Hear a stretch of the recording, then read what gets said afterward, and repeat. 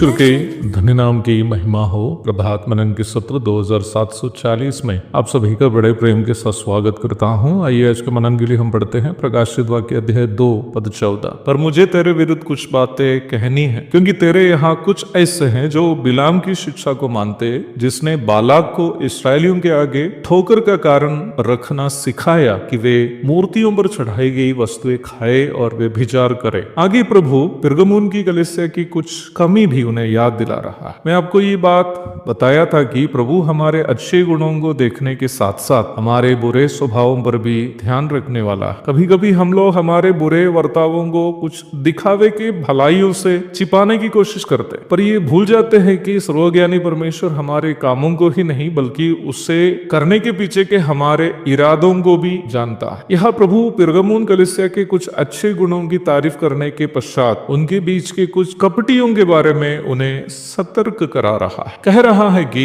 उनके बीच में कुछ ऐसे हैं जो बिलाम की शिक्षा को मानते हैं। कुछ ऐसे है करके कहने में से हम ये अनुमान लगा सकते हैं कि बहुमत के लोग ऐसे नहीं हैं, पर कुछ ऐसे है जो इस शिक्षा पर चलते हैं। बिलाम और बालाक के बारे में हम गिनती 22 से 25 तक के अध्यायों में पढ़ते हैं। यीशु मसीह का भाई यहूदा अपनी पत्री में बिलाम का परिचय मजदूरी के लिए भ्रष्ट हुआ एक आदमी करके किया। यहूदा पद 11। बिलाम परमेश्वर का एक भविष्यद्वक्ता था, जिन्होंने अपनी पद को धन की लालच में दुरुपयोग किया। धन कमाने के लिए उन्होंने यहाँ तक परमेश्वर के जन इस्राएलियों को भटकाने के लिए गलत उपदेश दिया। बिलाम का उपदेश इस्राएलियों के बीच में अन्य देवताओं का प्रभाव बढ़ने और अनैतिक जीवन को स्वीकार्यता मिलने का कारण बन गया। गिनती अध्याय 25 की 1 से 3 तक और 31 की 16 आदि पढ़िएगा। ठीक वैसे ही पिरगमुन की कलीसिया में भी ऐसे कुछ झूठे शिक्षक खड़े हुए, जिन्होंने मूर्तों की अशुद्धताओं से परहेज रहने के लिए सिखाए हुए प्रेरितों की शिक्षा को नजरअंदाज करते हुए विश्वासियों को मूर्ति पूजा से सहयोग करने के लिए छूट दिया। हो सकता है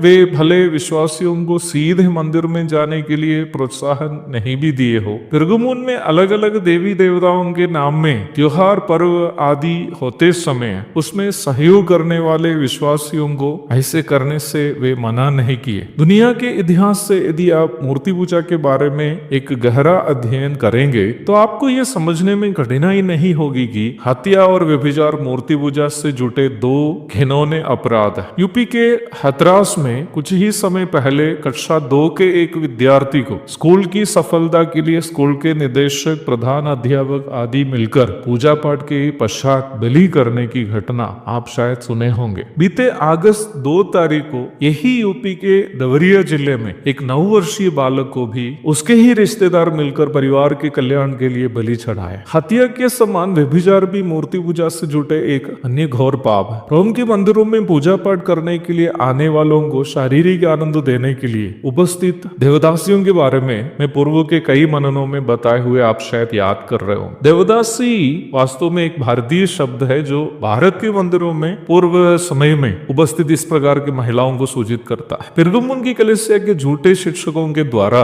मूर्ति पूजा से जुटे वहां के गतिविधियों में शामिल होने के लिए विश्वासियों को छूट देने की वजह से कलीसिया में अनैतिकता बढ़ने का एक कारण बन गया। वास्तव में इस प्रकार छूट देने वाले शिक्षक लोग अपनी ही लाभ के लिए विश्वासियों को पाप करने की छूट दे रहे हैं। आजकल की कई ऐसी कलीसियाएं भी है जहां जवान लड़के लड़कियों को किसी भी प्रकार के नियंत्रण के बिना अनैतिक रूप में आपस में व्यवहार करने के लिए छूट दिए जाते हैं। वास्तव में इस प्रकार की छूट शैतान की ओर से एक षड्यंत्र है, जिससे कलीसिया प्रदूषित हो जाती है और संसार में उसकी गवाही खो देती है। हमें शैतान के इस षड्यंत्र के प्रति सतर्क रहना जरूरी है। एक और शुभ दिन की धन्य कामनाओं के साथ आज का मनन में यहाँ समाप्त करता। प्रभु आप सबको आशीष दे।